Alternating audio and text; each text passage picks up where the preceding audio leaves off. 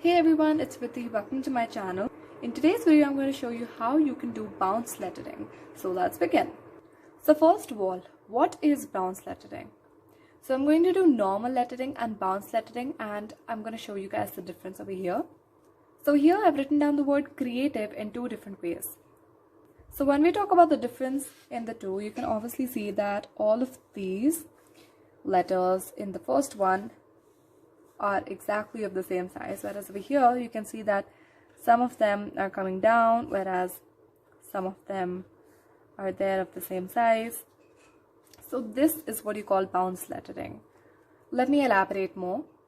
So what we do over here is we extend most of the curves at the top and the bottom. So for example, H, this is how we would normally write it, but when you're talking about bounce lettering, the curve at the top and the bottom will be increased, and you can see the difference between the two, right? So this is exactly what you call bounce lettering. So in my previous videos, you would have seen me show you all the basic brush strokes. So these are the basic brush strokes.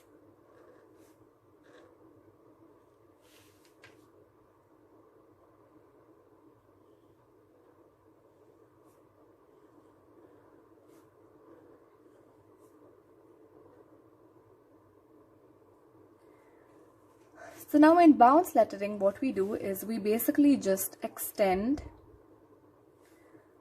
the curves. So now in the downstroke, maybe the downstroke could be longer. It depends on which letter you're doing and your style of lettering.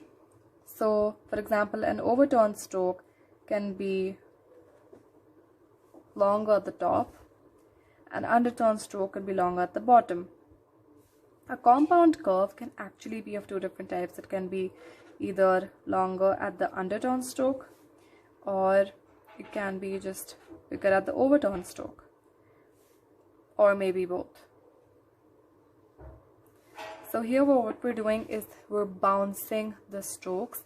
So we're just modifying them where they're still the same, but just with a little bit modification.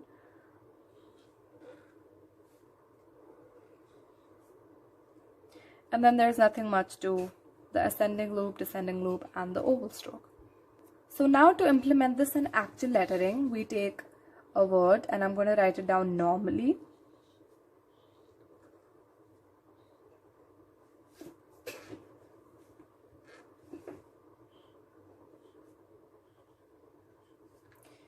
And now I'm going to show you how we should bounce this. So now we're going to take the compound curves, overturn strokes, and underturn strokes. So first we start off with the overturn strokes. So this is the area that we're targeting. The top parts of both of these.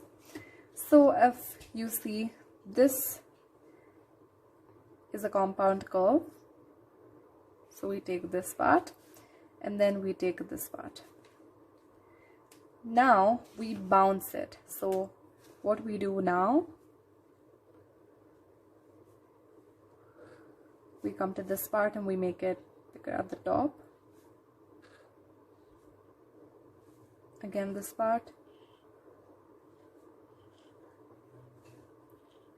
So as you can see, this has been bounced upwards. But now what I mostly enjoy is doing the down part. So over here what we're showing is the underturn strokes.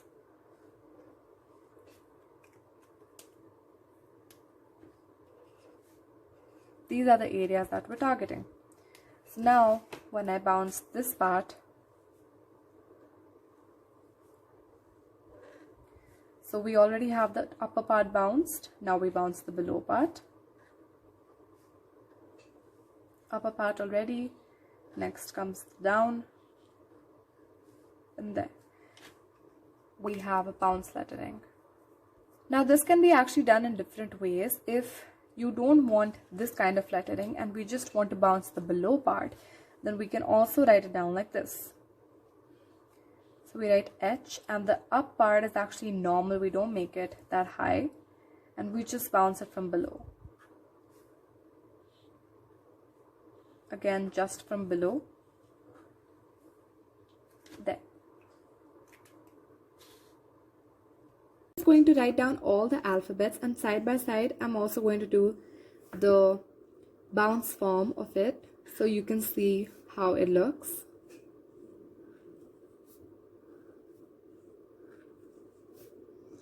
It's up to you on what letters you want to bounce, what strokes you want to bounce. It's up to your style. There could be some particular strokes you want to bounce in some letters, whereas you don't want to bounce them in other kind of letters. So it's up to you.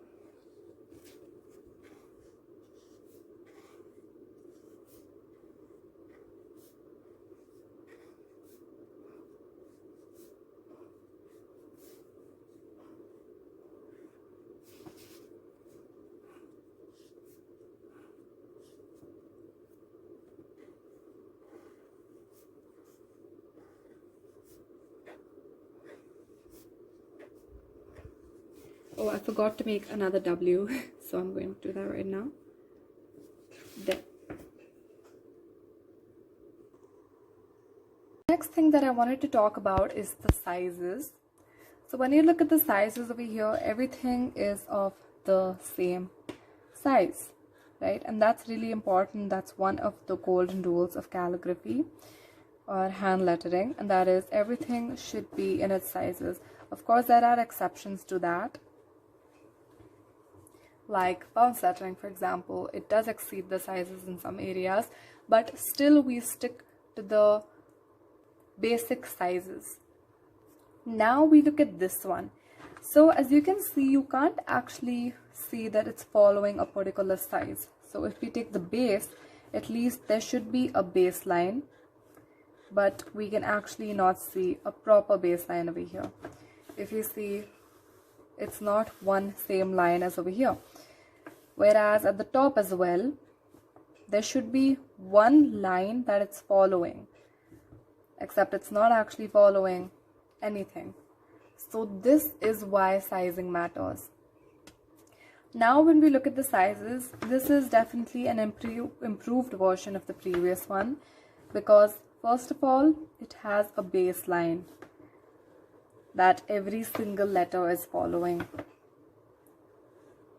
It also has the top line, and you can see, and the bounce part is also not going too low. For example, over here it was going really low, just like this one, and then over here it wasn't actually really low.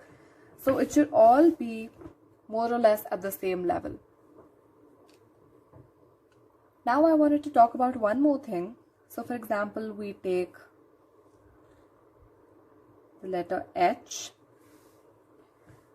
So if this is a normal letter like this one, you will see that there's a nice curve over here and it's pretty broad. Whereas if we bounce it, then you will see that this area is definitely narrower than this one, and the curve over here is sharper than the previous one. I think you guys can make out the difference. So your letters, they should always be narrow at the bottom, especially when you're doing bounce calligraphy. When it's normal, this is how it is. Another thing that I wanted to do was a comparison between different brush pens. Sometimes the bounce lettering can also depend upon the brush pen that you're using. Sometimes it can be different with the different supplies that you're using. So for example, if I try using the Camlin brush pens over here, I don't really think there's much of a difference in the bounce, because I do believe that it all comes with practice. So whatever happens, I don't think there's much of a difference with the supplies that you're using.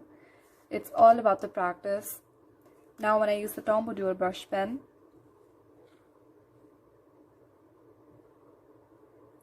it is more of the same thing. It's just that Tombow Dual brush pen is a little simpler to control than the Camlin one, since the Camlin has a flimsy tip. But yes, I do believe that it is all about practice, and if you keep practicing, then you will get there. Alright guys, that was it for today's video. Thank you so much for watching. Do subscribe, hit the bell button, give this video a thumbs up, and I will see you next time. Bye guys.